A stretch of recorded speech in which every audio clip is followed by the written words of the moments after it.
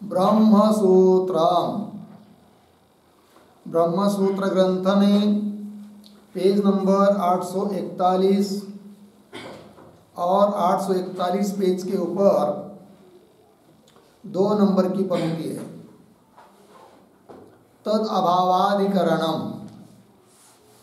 तो बात यह चल रही है कि तृतीय अध्याय द्वितीय पाद और द्वितीय पाद का यह 2 नंबर का अधिकरण है। इस अधिकरण का नाम है तद अभावाधिकरणम। और अधिकरण के जो 6 अंग होते हैं उसमें से 5 नंबर का जो सिद्धांत पक्ष है उसको लिख के दिया था, किंतु अंतिम का जो पैराग्राफ है उसका अर्थ बताना बाकी है, उसको बताते हैं। फिर उसके बाद प्रयोजन रूप 6 अंग 6वां अंग बताएंगे, फिर आगे का विचार।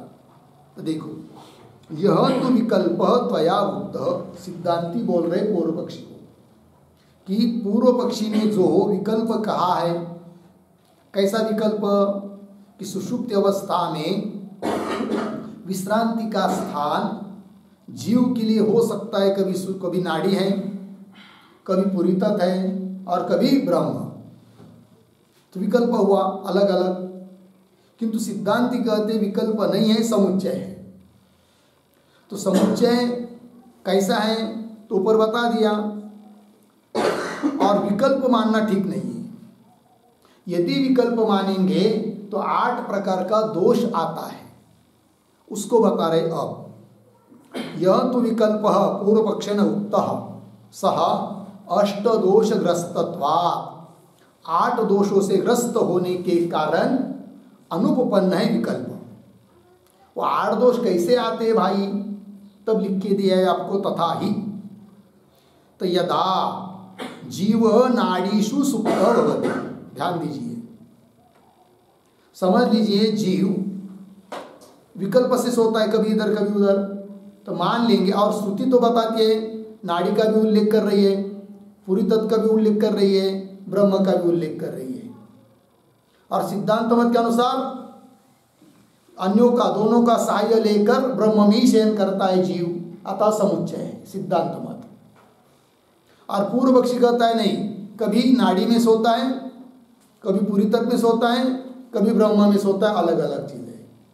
और तीनों के लिए प्रमाण उपलब्ध है, ध्यान दीजिए। तो समझ लीजिए पूर्व पक्षी के अनुसार थोड़ी देर के लिए मानेंगे कि सुषुप्त अवस्था में जीव नाड़ी में सोता है। कहाँ सोता है? नाड़ी में सोता है। तो होगा क्या, तो पूरी तत्व और ब्रह्म में नहीं सोता, यह अर्थ निकलेगा। और पूरी तत्व और ब्रह्म में सोता है, इसके लिए भी प्रमाण है, प्रमाण वाक्य है, प्रमाण है। तो उस प्रमाण का त्याग एक दोष। नाड़ी में सोता है माना, इसका मतलब पूरी तत्व और ब्रह्म में नहीं सोता है, जो उसमें प्रामाण्य है उस प्रामाण्य का त्याग, पहला दोष। प्रामाण्य का त्याग हुआ, इस अर्थात अप्रामाण्य आ गया, तो अप्रामाण्य का स्वीकार, दूसरा दोष। बात समझ में आएगी नहीं? पहले प्रामाण्य का त्याग और अप्रामाण्य का स्वीकार, 2 दोष। अब पुनः समझ लीजिए जीव विकल्प से ना, तो नाड़ी के होने के बाद समझ लीजिए बाद में पूरी तत्व आदि में सोने के लिए जाएगा, तब क्या होगा, तो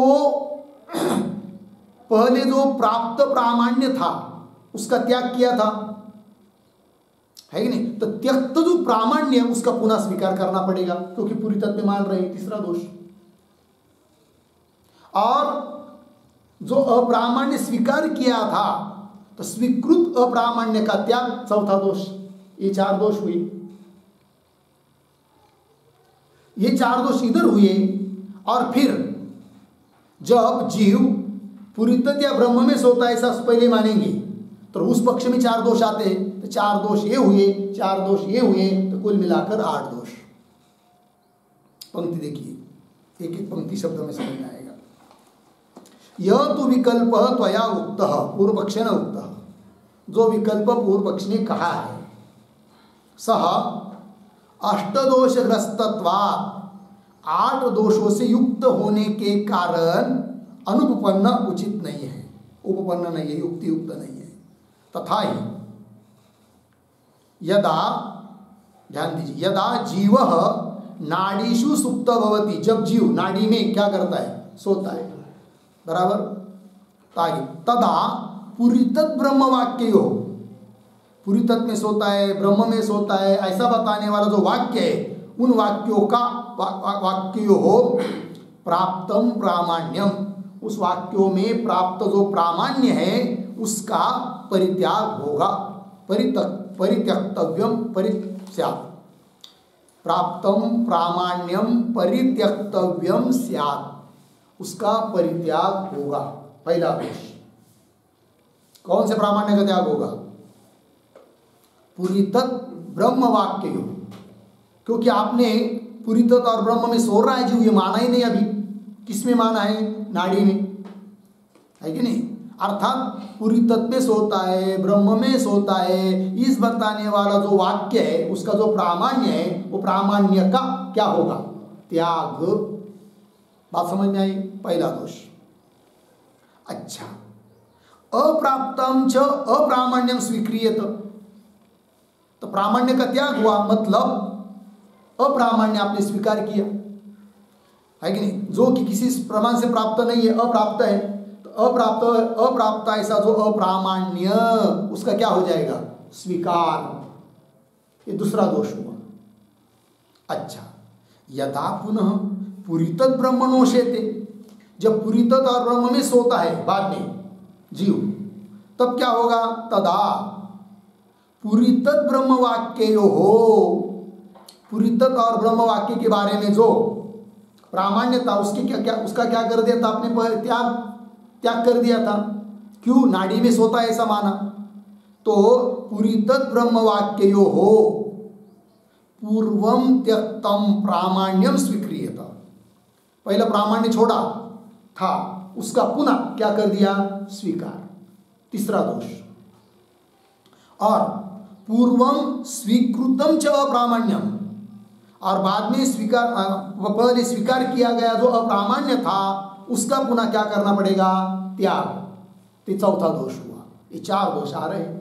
हाँ, इति एवं प्राप्त, 4 दोषों का उल्लेख कर रहे। इति एवं प्राप्त परित्याग 1, अप्राप्त स्वीकार 2, त्यक्त स्वीकार 3 और स्वीकृत परित्याग च इति दोष चतुष्टयम।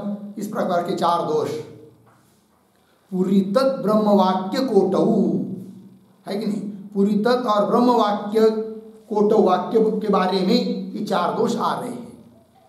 तथा नाड़ी वाक्य कोटौ अपि दोष चतुष्टय योजिते सति, उस प्रकार नाड़ी वाक्य के बारे में भी 4 दोषों को जोड़ेंगे तो कुल मिलाकर 8 दोषों की प्राप्ति होती है।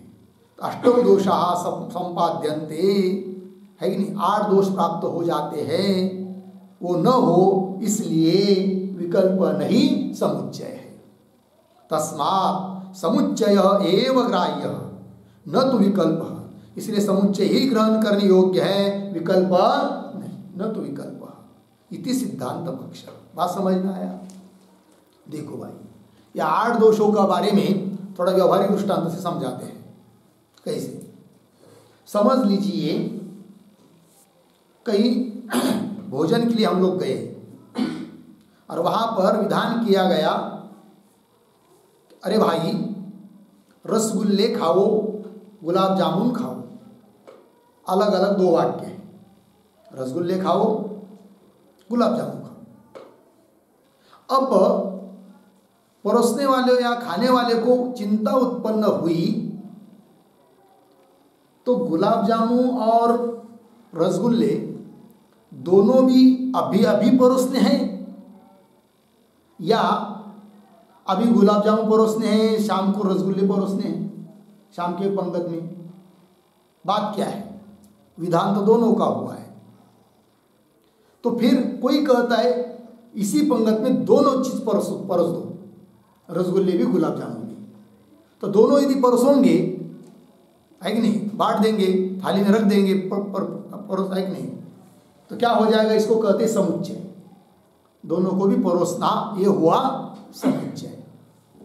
और यदि इस प्रकार का समुच्चय नहीं मानेंगे, विकल्प मानेंगे, तो क्या, अभी रसगुल्ले परोसो, बाद में शाम को आदि कभी भी बाद में गुलाब जामुन परोसो, खाओ, तब यह हुआ विकल्प। किंतु विकल्प मानने में 8 प्रकार के दोष आते हैं। वो कैसे आते हैं, थोड़ा आप लोग ध्यान देंगे, एकाग्र होंगे तब समझ में आएगा, नहीं तो नहीं समझ में आएगा। देखो भाई, तो 8 प्रकार के दोष कैसे आते हैं, तो समझ लीजिए अभी गुलाब जामुन परोस दिए, रसगुल्ले नहीं परोसे, तो जो 2 वाक्य थे, गुलाब जामुन खाओ, रसगुल्ले खाओ, अब परोस दिया किसको, गुलाब जामुन, नहीं परोसा, नहीं क्या बोलेंगे उसको, परोस नहीं दिया, क्या, रसगुल्ले को नहीं दिया, तो रसगुल्ले भी खाओ, इस बात को बताने वाला जो वाक्य है, उसका जो प्रामाण्य है, वो प्रामाण्य का त्याग हुआ, क्योंकि परोसे नहीं आपने, रसगुल्ले नहीं परोसे, तो बताने वाला वाक्य का जो प्रामाण्य था, उसका क्या हुआ, त्याग। और नहीं परोसे ना, प्रामाण्य का त्याग हुआ, अप्रामाण्य की प्राप्ति, 2 दोष हुई। प्रामाण्य का त्याग 1, अप्रामाण्य का स्वीकार, ये दूसरा दोष हो गया, बराबर है कि नहीं। अब उसके बाद में पुनः गुलाब जामुन परोसेंगे, तो क्या होगा फिर, अब रसगुल्ले नहीं परोसेंगे, बाद में गुलाब जामुन परोसेंगे, तब क्या होगा, तो जो वाक्य था रसगुल्ले परोसो, तो उसका प्रामाण्य छोड़ा था ना, तो जो प्रामाण्य छोड़ा था उसका पुनः स्वीकार, और स्वीकार किया गया जो अप्रामाण्य था उसका त्याग। तो कितने दोष हुए, 4, और वो दो 4, तो एक पक्ष में 4 आते हैं, दूसरे पक्ष में भी 4 आते हैं। बात समझ में आ रही है कि नहीं आ रही, बोर्ड पर भी समझाया जा सकता है बात, है कि नहीं, 8 दोषों की प्राप्ति कैसी होती है करके।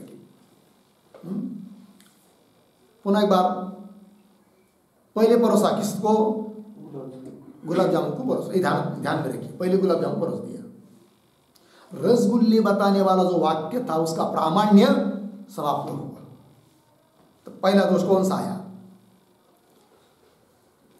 प्राप्त का परित्याग, प्रामाण्य प्राप्त था उसका त्याग, बराबर। और अप्रामाण्य माना, मतलब अप्राप्त जो अप्रामाण्य था उसका क्या किया, स्वीकार, तो कितने दोष हुए, 2 दोष हुए। बात समझ में आई। फिर अब बाद में रसगुल्ले परोसना चाहा आपने, पहले तो परोस दिया था गुलाब जामुन, अब क्या चाहा, रसगुल्ला परोसना चाहा, तो रसगुल्ला बाद में परोसोंगे तो होगा क्या, पहले प्राप्त जो प्रामाण्य था उसका त्याग दिया था ना, तो उसका मतलब उसका प्रामाण्य आपने पुनः माना, तो जो त्यक्त प्रामाण्य था, प्रामाण्य का त्याग दिया था, उसका क्या किया, पुनः स्वीकार किया, क्योंकि पुनः रसगुल्ले परोसने लगे, स्वीकार किया, ठीक है। और जब गुलाब जामुन परोस रहे थे, रसगुल्ले नहीं परोस रहे थे, तब अप्रामाण्य का स्वीकार किया था ना, अब पुनः परोसने लगे आप क्या, रसगुल्ले, तो जो अप्रामाण्य का स्वीकार किया था उसका पुनः त्याग, परित्याग, 4 दोष हुए। बात समझ में आई। उसी प्रकार अब समझ लीजिए, सबसे पहले परोसा रसगुल्ले को, गुलाब जामुन को नहीं, तो जैसे पहले गुलाब जामुन परोसने में 4 दोष आए, उसी प्रकार अब रसगुल्ले पहले परोसेंगे, है कि नहीं, तब पुनः 4 दोष उसी प्रकार आएंगे, तो वो 4 उसी प्रकार के, ये 4 वो 4, कुल मिलाकर 8। उसी प्रकार सिद्धांत में अब नाड़ी में सोता है ऐसा मानेंगे, ध्यान दीजिए, तो जूस कहाँ सोता है, नाड़ी में, इसका मतलब पूरी तत्व और ब्रह्म में नहीं सोता है, तो प्राप्त प्रामाण्य का त्याग, और जो प्रामाण्य का त्याग, और अप्रामाण्य प्राप्त नहीं है, अप्राप्त अप्रामाण्य का स्वीकार, दूसरा दोष, 2 दोष हुए ना, प्राप्त प्रामाण्य का त्याग, अप्राप्त अप्रामाण्य का स्वीकार, दो दोष हुई। अब उसके बाद पहले नाड़ी में सोता है बताया, अब नाड़ी में उस विकल्प है ना, कभी इधर कभी उधर। अब समझ लीजिए बाद में मानेंगे कि पूरी तत्व में सोता है या ब्रह्म में सोता है, बराबर है कि नहीं? तब क्या होगा, जो पहले प्रामाण्य का त्याग किया था उसका पुनः स्वीकार, और जो अप्रामाण्य स्वीकार किया था उसका पुनः त्याग। तो कितने दोष हुए? 4 लग गया। तो नाड़ी को, नाड़ी में पहले सोता ऐसा मानेंगे तो 4 दोष आए। अब समझ लीजिए पूरी तत्व में या ब्रह्म में सोता है पहले, ऐसा मानेंगे तो पुनः उसी प्रकार के कितने दोष आएंगे? 4। क्या क्या 4 दोष? प्रामाण्य का त्याग, अप्रामाण्य का स्वीकार, बराबर। त्यक्त प्रामाण्य का पुनः स्वीकार और स्वीकृत अप्रामाण्य का पुनः त्याग, 4 दोष। 4 ये और 4 ये 8 दोषों की प्राप्ति होती है। कब? विकल्प मानने पर। अतः विकल्प नहीं समुच्चय है, सिद्धांत मत। हो गया, आगे चलते। अब 6 नंबर, प्रयोजनम।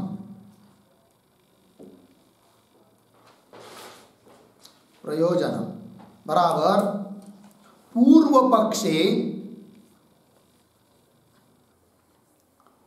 पक्षे स्थान विकल्पात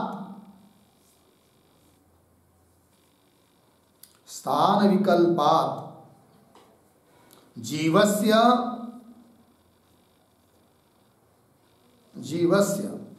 ब्रह्मैक्य अनिर्णय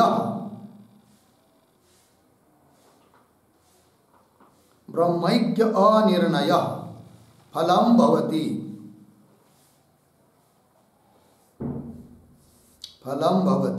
पूर्ण विराम। सिद्धांते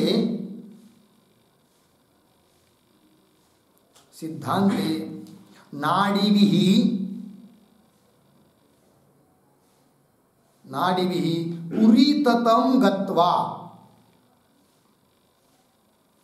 पुरीततं गत्वा अंतर्रुधि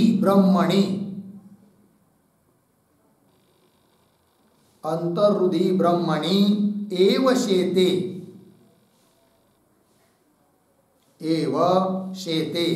इति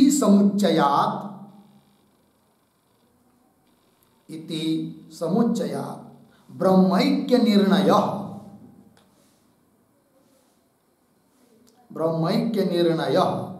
इति फलं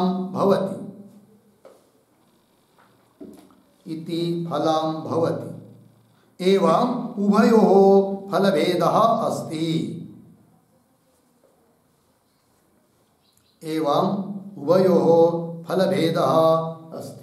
ठीक है, देखो भाई अर्थ। पूर्व पक्ष में क्या फल है? स्थान विकल्पात, स्थान का विकल्प होने से जीवस्य ब्रह्मैक्य अनिर्णय, जीव का ब्रह्म के साथ ऐक्य नहीं हो पाएगा। क्योंकि तुम्हारे पूर्व पक्षी के मत में कभी जीव सोता है सुषुप्त नाड़ी में, कभी पूरी तत्व में, कभी ब्रह्म में, ऐक्य का निर्णय नहीं होगा। फिर ऐक्य अनिर्णय ये फल है उसके लिए।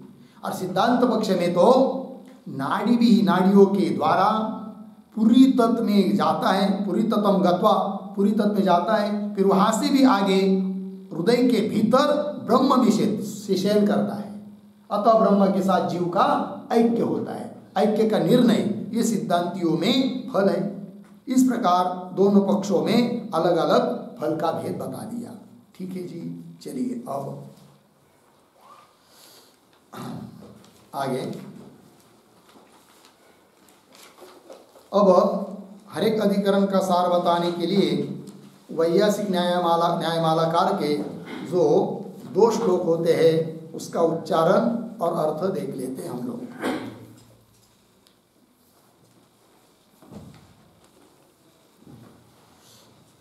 नाड़ी पुरी तद्ब्रह्माणि विकल्प्यन्ते सुषुप्तये समुच्चितानि वैकार्थ्या विकल्प्यन्ते यवादिवत् ब्रह्माणि विकल्प्यन्ते सुषुप्तये समुचितानि विकल्प्यन्ते यवादिवत्। ठीक पदच्छेद। नाड़ी पुरी तत् ब्रह्माणि विकल्प्यन्ते सुषुप्तये समुचितानि वा एकार्थ्यात् विकल्प्यन्ते यवादिवत्। अन्वय दो शब्द छोड़कर आगे सुषुप्तये पीछे नाड़ी पुरी तद ब्रह्माणि विकल्प्यन्ते आगे समुचितानि वा एकार्थ्यात् एक शब्द छोड़कर आगे यवादिवत् पीछे विकल्प्यन्ते। ठीक है, देखो यार था सुषुप्तये सुषुप्ति के लिए नाड़ी पुरी तत् और ब्रह्म इन तीनों का क्या तीनों विकल्प्यन्ते विकल्प से सुषुप्ति का स्थान है।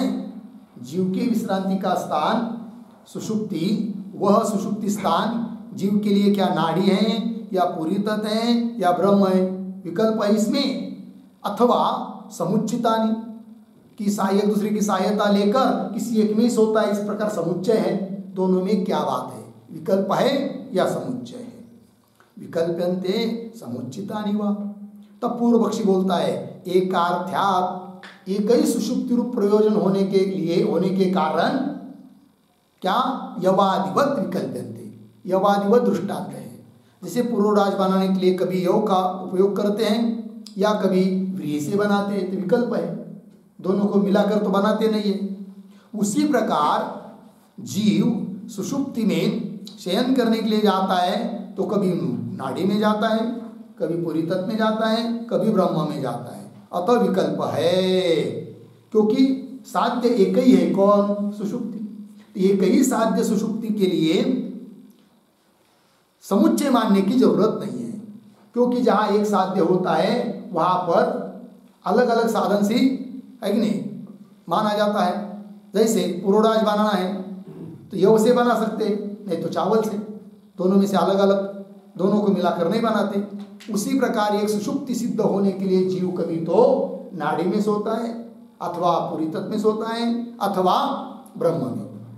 तीनों में भी सोने से यदि सुषुप्ति सिद्ध हो जाती है तो विकल्प ही मानना चाहिए, समुच्चय मानने की जरूरत नहीं है।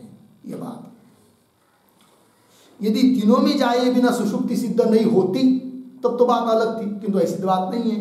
पूर्व पक्षी बोल रहा है, ये पूर्व पक्षी की बात हुई। आगे चलिए। समुच्चितानि नाडीभिः रूपसृप्य पुरीतति हृत्स्ते ब्रह्मणि यात्यैक्यम् विकल्पे त्वष्टदोषता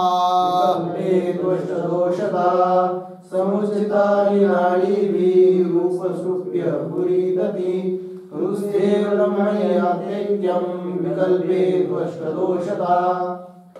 हाँ, पदच्छेद। समुचितानि नाडीभिः उपसृप्य पुरीतति हृत्स्ते ब्रह्मणि याति ऐक्यम विकल्पे तु अष्टदोषता। ठीक, अन्वय पूर्वार्ध सरल है। समुचितानि नाडीभिः उपसृप्य पुरीतति हृत्स्ते ब्रह्मणि, उसके बाद एक शब्द छोड़कर ऐक्यम पीछे याति, आगे विकल्पे तु अष्टदोषता।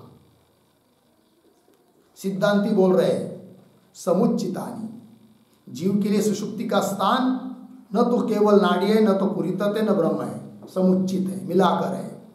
तो समुचितानि तो बोलेंगे फिर कैसा होगा, ऐसा पसर जाएगा क्या जीव तीनों में, नाड़ी में, पुरी तत्व में, ब्रह्म में, है कि नहीं। तो वो कैसे, तो बता रहे हैं नाड़ी भी उपसृप्य, नाड़ियों के माध्यम से निकलकर पुरी तत्व में जाता है, फिर उसके बाद हृदस्थे ब्रह्मणि, हृदय में स्थित ब्रह्म में जाकर शयन करता है। तो तीनों की बात हो गई। नाड़ी में जाता है, नाड़ी के द्वारा जाता है, पूरी तत्व में होते हुए जाता है। अतः श्रुति ने कभी कह दिया कि नाड़ी में सोता है या पूरी तत्व में सोता है या ब्रह्म में सोता है, किंतु पूरा विकल्प भी नहीं बताया है, समुच्चय भी श्रुति नहीं बताया है, वो सब भाष्य में आएगा अभी। ठीक, तो समुच्चितानी, क्यों? नाड़ी भी उपसुप्य निकलकर पूरी तत्व में, उसके अंदर हृदय, उस हृदय में ब्रह्मणि ऐक्यम याति, ब्रह्म के साथ एक रूपता को प्राप्त होता है। कौन? जीव। ऐक्यम याति, विकल्प नहीं है। यदि विकल्प मानेंगे तो तब करे विकल्पे तु अष्ट दोषता, 8 दोष प्राप्त होते हैं। वो कैसे प्राप्त होते हैं आपको बता दिया, भाष्य में भी आएगा आगे। ठीक है, तो चलिए कुल मिलाकर सिद्धांत मत के अनुसार जीव विश्रांति के लिए जाता है सुषुप्ति काल में, तो वह समुच्चित होकर जाता है। ठीक है, ये सिद्धांत हुआ। ठीक, आगे चलिए, श्लोकों की बात हो गई, अब भाष्य में जाते हैं।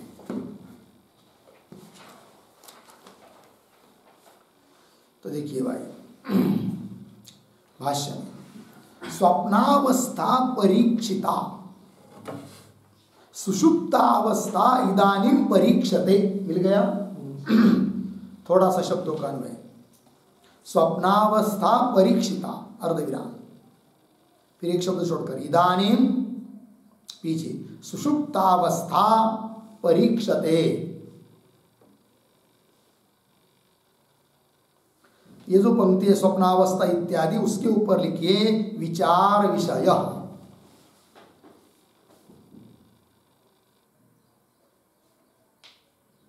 विचार विषय,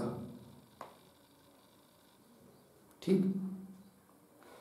और ये जो पंक्ति चालू हुई ना स्वप्नावस्था, उसके पहले एक छोटा वाक्य, अधिकरण संगतिम आह,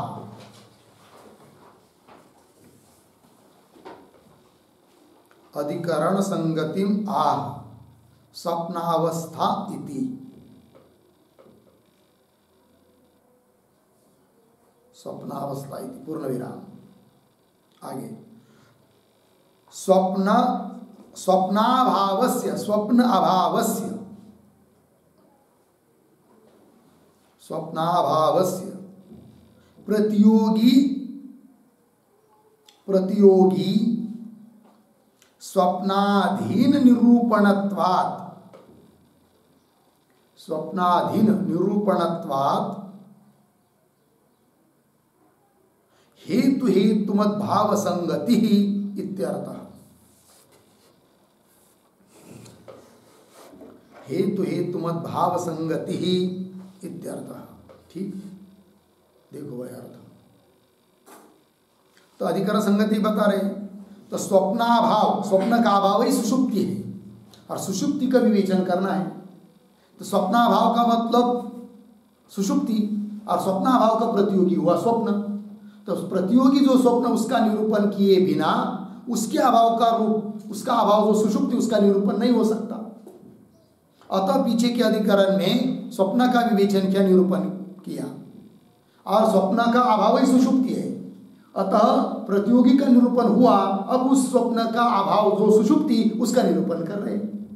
तो हेतु हेतुमत भाव संगति भी इसको कह सकते हैं, या प्रतियोगी अनुयोगी भाव संगति भी कह सकते हैं। वही दिया स्वप्नाभाव से प्रतियोगी, स्वप्नाभाव का प्रतियोगी जो स्वप्न, उस स्वप्न के अधीन निरूपण है स्वप्नाभाव का, अर्थात सुषुप्ति का, इसलिए हेतु हेतुमत भाव संगति इत्यर्थ। ठीक, आइए भाष्य पंक्ति में। तो स्वप्नावस्था परीक्षिता, पीछे के अधिकरण में स्वप्नावस्था परीक्षिता, परीक्षिता शब्द का अर्थ लिखिए विवेचिता, विवेचिता। मतलब स्वप्नावस्था का विवेचन किया पीछे के अधिकरण में। इदानीम अब सुषुप्तावस्था परीक्षते, अब सुषुप्त अवस्था का विचार किया जाता है। ठीक, आगे चलिए। तत्र एताः सुषुप्ति विषयाः श्रुतयः भवन्ति, ठीक है ना, थोड़ा अन्वय। तत्र एक शब्द छोड़कर सुषुप्ति विषयाः पीछे एताः आगे श्रुतयः भवन्ति।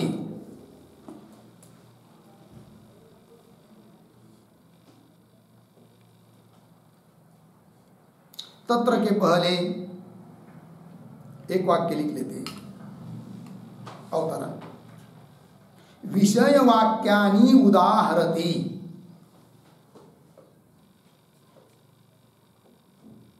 विषय वाक्यानि उदाहरति तत्र इति, तत्र इति पूर्ण विराम। आगे तत्र बराबर सुषुप्ति चिंता प्रस्ताव, सुषुप्ति चिंता प्रस्तावे ऐसे भी कर सकते हैं। सुषुप्ति चिंता प्रस्तावे, ठीक है। देखो भाई अर्थ,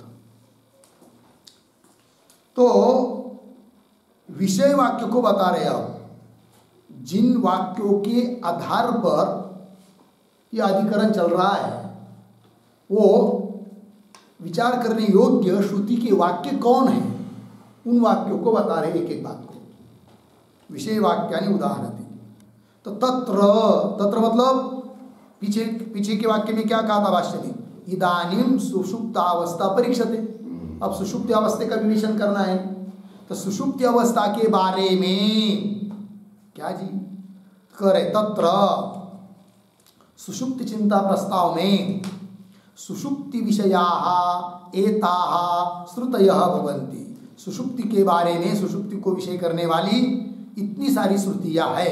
कौन कौन है, तब आगे दे रहे, क्वचित श्रूयते, कहीं पर श्रुति बताती है क्या, तत् यत्र एतत् सुप्तः समस्तः संप्रसन्नः स्वप्नं न विजानाति आसु तदा नाडीषु सुप्तो भवति। छांदोग्य 8:6:3 इति, ठीक है। इतने का पहले अर्थ करेंगे। तत् यत्र एतत् सुप्तः, ठीक है। थोड़ा सा अर्थ लिख लेंगे, तो तत् एतत् ऐसा करेंगे, तत् का अन्वय एतत् के साथ लिखेंगे। तत् एतत् बराबर तत् एतत् बराबर स्वप्नम यथा स्यात्, स्वप्नम यथा स्यात् तथा,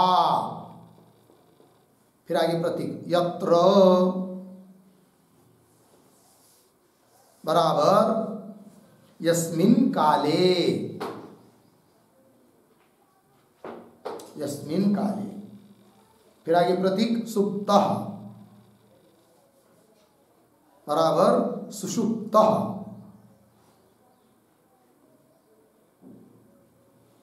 सुषुप्तः पुरुषः,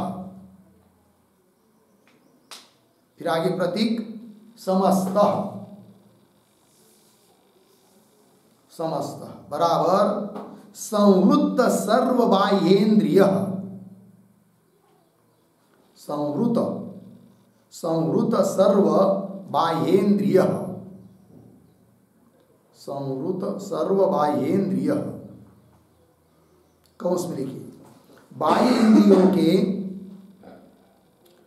इंद्रियों के व्यापार से शून्य, बाह्य इंद्रियों के व्यापार से शून्य, कौंस बन, आगे प्रतीक संप्रसन्नः, संप्रसन्नः बराबर मनोलयात्, मनोलयात् सम्यक् प्रसन्नः इत्यर्थः, सम्यक् प्रसन्नः इत्यर्थः, ठीक हो गया। आगे की श्रुति बोलती है सरल है। तब देखिए भाई, तद एतत् मतलब स्वप्नम सुषुप्ति यथा स्यात् तथा, यत्र यस्मिन् काले जिस काल में, सुप्तः, सुप्त मतलब सुषुप्त सोया हुआ पुरुष कैसा है, समस्त संप्रसन्न, समस्त का मतलब संवृत्त सर्व बाह्य इंद्रिय, जिसके बाह्य इंद्रियों के व्यापार से रहित, बाह्य इंद्रिय जो चक्षुरादि है उनका कुछ भी व्यापार नहीं चल रहा है, देखना सुनना नहीं हो रहा है, समस्त। फिर संप्रसन्न, फिर मन का भी लय हो गया सुषुप्ति काल में, तो मन का लय होने से सम्यक प्रसन्न, अच्छी तरह से प्रसन्न हो, ठीक है। तो देखो भाई, तद एतत् यत्र सुप्तः समस्तः संप्रसन्न, ऐसा ऐसी स्थिति में स्वप्नम न विजानाति, स्वप्न को नहीं जानता है, स्वप्न को नहीं देखता है। सुषुप्ति में चला गया ना, स्वप्न कैसे देखेगा? स्वप्नम न विजानाति, विजानाति देखा, आगे चलिए। आसु तदा नाडीषु सुप्त भवति, थोड़ा अन्वय विजानाति के बाद एक शब्द छोड़कर, तदा पीछे, आसु आगे, नाडीषु सुप्त भवति। तदा ऐसे स्थिति में, सुषुप्ति काल में, कैसी स्थिति कि जिस समय सोया हुआ है, समस्त है, सभी बाह्य इंद्रिय के व्यापार से रहित है, संप्रसन्न है, लेकिन मन का विलय हो जाने से अच्छी तरह से प्रसन्न हुआ है, ऐसे स्थिति में स्वप्नों को नहीं देख रहा है। तदा तब आसु नाडीषु सुप्त भवति, इन नाड़ियों में सुप्त भवति, सुप्त शब्द का अर्थ लिखिए प्रविष्ट, इन नाड़ियों में प्रविष्ट होता है, प्रवेश करता है ये जीव, ये बात बता दी। इति हो गया, आगे चलिए। अन्यत्र तो नाड़ी ही एव अनुक्रम्य श्रूयते, किंतु ये जो पंक्ति है ना अन्यत्र, उसके पहले एक वाक्य अवतरण, स्वापे स्वापे नाड़ी स्थानम उक्त्वा, नाड़ी स्थानम उक्त्वा नाड़ी पुरी ततो हो, नाड़ी पुरी ततो हो समुच्चय वाक्यम पठति, समुच्चय वाक्यम पठति अन्यत्र इति। देखो भाई अर्थ, तो पीछे के वाक्य में क्या बताया और आगे के वाक्य में क्या बात बताई जा रही है, दोनों बात बता रही है इसमें। तो स्वापे सुषुप्ति काल में नाड़ी स्थानम उक्त्वा, पीछे की श्रुति वाक्य में, छांदोग्य की वो श्रुति में सुषुप्ति काल में जीव का नाड़ी स्थान बताया, नाड़ीषु सुप्त भवति, नाड़ी स्थान बताया उक्त्वा, फिर आगे नाड़ी पुरीततो, पुरीततो हो, नाड़ी और पुरीत दोनों में बताया जा रहा है सुषुप्ति का स्थान, समुच्चय, दोनों का समुच्चय, नाड़ी पुरीततो हो समुच्चय वाक्यम पठति, तो जीव दोनों में सोता है, ऐसा वाक्य बताया जा रहा है, इस बात को बताने वाला वही आगे का वाक्य। तथा अन्यत्र, अन्य श्रुतियों में नाड़ी ही एव अनुक्रम्य, है कि नहीं? अच्छा यही है ना, अन्यत्र तू, अन्यत्र मतलब अन्य श्रुतियों में तो नाड़ी ही एव अनुक्रम्य श्रूयते, अनुक्रम्य, अनुक्रम्य शब्द का अर्थ लिखिए उल्लिख्य,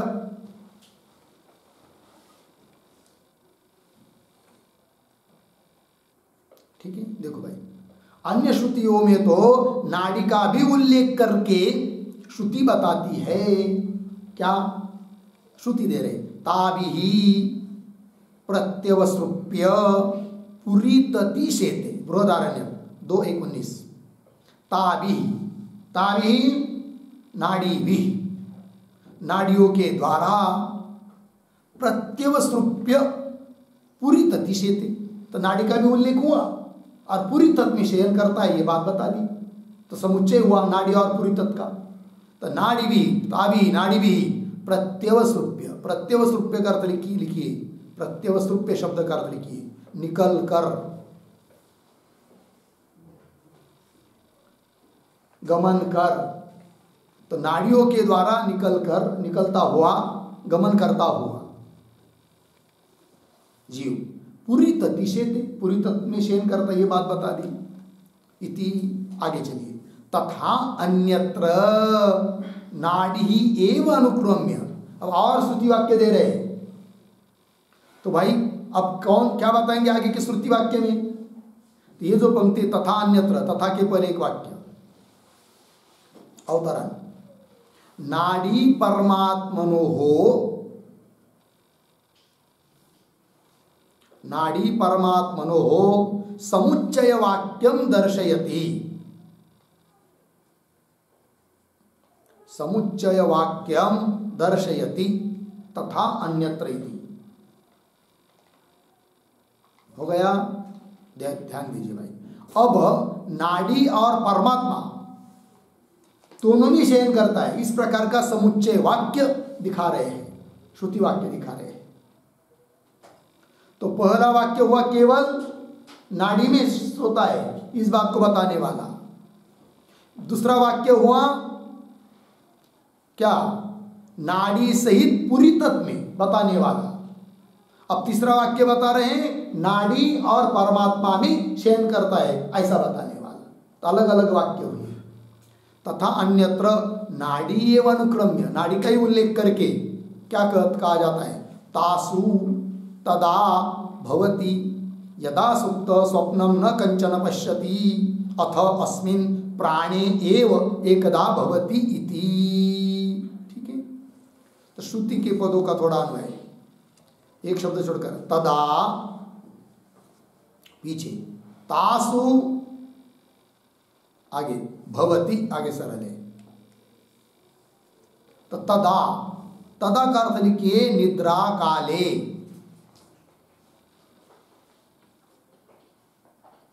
निद्रा काले। और तासु भवति, तासु, तासु शब्द का अर्थ लिखिए नाड़ीषु। ठीक है, अब देखो भाई, तो निद्रा काल में, शयन काल में नाड़ियों में होता है तासु भवति। कब? यदा सुप्तः स्वप्नम न कंचन पश्यति, जब सोता है और बिल्कुल स्वप्न को नहीं देखता है, ऐसे समय वो कहाँ बताया? नाड़ियों में, तासु, नाड़ी में बताया। और फिर पश्यति, स्वप्नम न कंचन पश्यति, अथ उसके बाद अस्मिन् प्राणे एव एकदा भवति, प्राणे, प्राणी शब्द का अर्थ लिखिए परमात्मनि, प्राण शब्द का अर्थ है परमात्मा। तो परमात्मनि एव एकदा भवति इति। ठीक है, तो देखो भाई, तो इस वाक्य में क्या क्या बताया? फिर नाड़ी और परमात्मा, तासु नाड़ी में आया और प्राणी परमात्मा आया, तो नाड़ी और परमात्मा में शयन करता है, ऐसा बताया। तो तीन जगह के तीन वाक्य है। छांदोग्य का एक है, एक बृहदारण्यक का वाक्य हुआ बीच वाला, और एक कौशिक ब्राह्मण का वाक्य हुआ।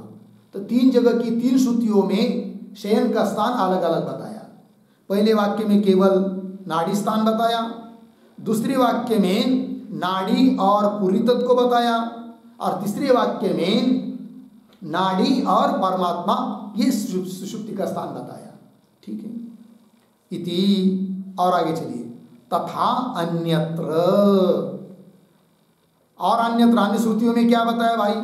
ये जो पंक्ति है तथा, उसके भी पहले एक वाक्य लिखिए, परमात्म मात्र विषयाणि, परमात्म मात्र विषयाणि वाक्यांतराणि आह,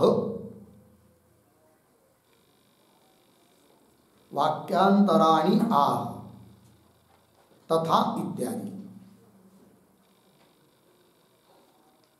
ठीक है, देखो भाई, अब कुछ श्रुति वाक्य तो ऐसे भी मिलते हैं कि सुषुप्ति का स्थान केवल परमात्मा ही बताया है कि नहीं? तो परमात्मा मात्र विषयाणि वाक्यांतराणि, अन्य वाक्य है, उस बात को बता रहे हैं। तो वही वाक्य, तथा अन्यत्र य एष अंतर्हृदय आकाश तस्मिन् शेते, बृहदारण्यक। य एष, जो यह अंतर्हृदय, हृदय के भीतर आकाश है, आकाश शब्द का अर्थ परमात्मा है, आकाश तस्मिन् शेते, उस आकाश में शयन करता है। ठीक है, इति। तो कहीं पर केवल नाड़ी बताई, कहीं पर केवल परमात्मा बताया, कहीं पर तो क्या बताया, पूरी तत्व और नाड़ी बताई, और कहीं पर तो केवल नाड़ी और परमात्मा बताया। इस प्रकार आगे चलिए। तथा अन्यत्र, और भी श्रुति, सता सौम्य तदा संपन्न भवति स्वमपि तो भवति। छांदोग्य अन्वय थोड़ा सा। सौम्य, हे सौम्य, तदा, फिर पीछे सता, आगे संपन्नो भवति स्वम अपितो भवति। तो देखो भाई, हे सौम्य, हे श्वेत केतु, तदा सुषुप्ति काल में सता शत्रु परमात्मा के साथ संपन्न भवति, एकरूप हो जाता है। फिर स्वम अपितो भवति, स्वम अपितो भवति, इसका अर्थ लिखिए आत्मस्वरूपम आपन्न भवति, आत्मस्वरूपम आपन्न बराबर प्राप्त भवति, आत्मस्वरूप को प्राप्त हो जाता है, अपने स्वरूप को प्राप्त हो जाता है। ये बात बता दिया। आगे चलिए। तथा, और श्रुति दे रहे भाई, तथा प्राज्ञेन आत्मना संपरिष्वक्तः न बाह्यम किंचन वेद नान्तरम इति च। ठीक है ना।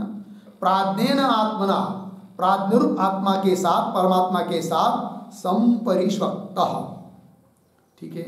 संपरिष्वक्तः मतलब आलिंगित हो जाता है परमात्मा के साथ उस समय जीव सुषुप्ति काल में।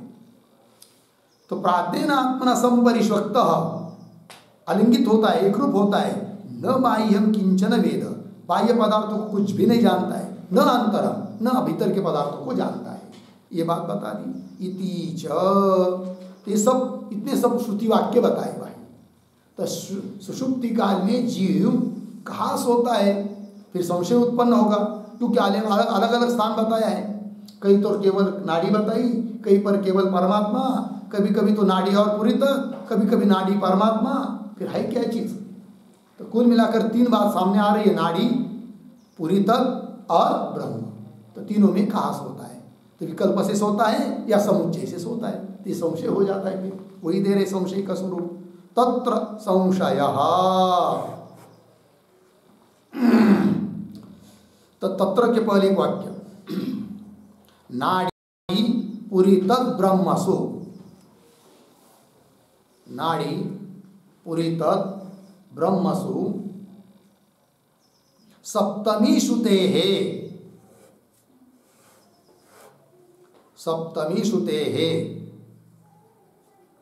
समुच्चय श्रुतेश्च, समुच्चय श्रुतेश्च संशयम आह, संशयम आह तत्र इति।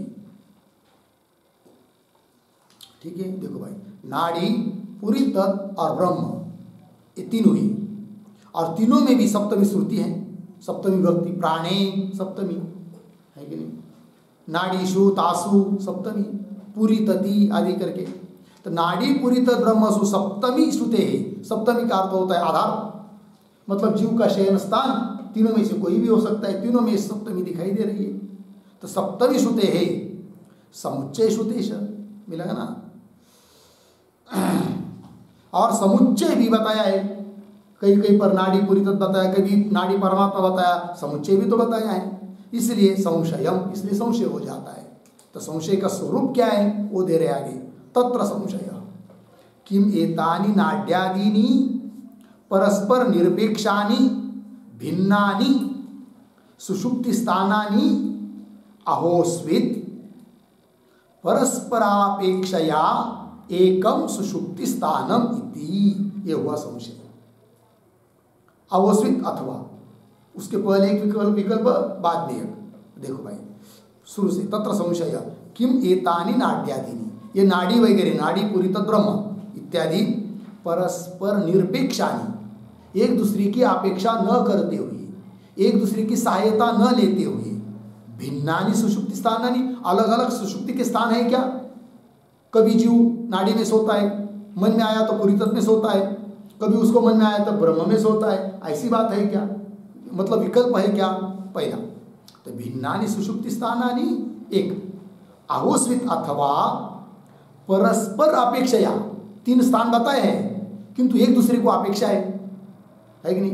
एक दूसरे का सहायता लेकर एक में किसी में सोता है, इस प्रकार का समुच्चय है क्या? ये दूसरा विकल्प। परस्पर अपेक्षया एकाम सुषुप्ति स्थान, एक ही कोई सुषुप्ति स्थान है इति, ये हुआ भाई संशय। फिर आता है दोनों में से फिर कौन माना जाए? किम तावत प्राप्त, ठीक है ना? दोनों में से कौन माना जाए? तो सबसे पहले आता है पूर्व पक्षी।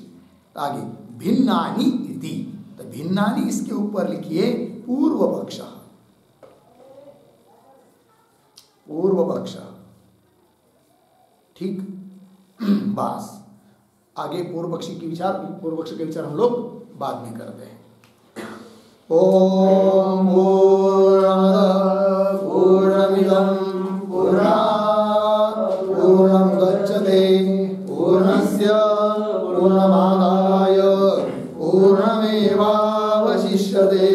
ओम शांति शांति शांति।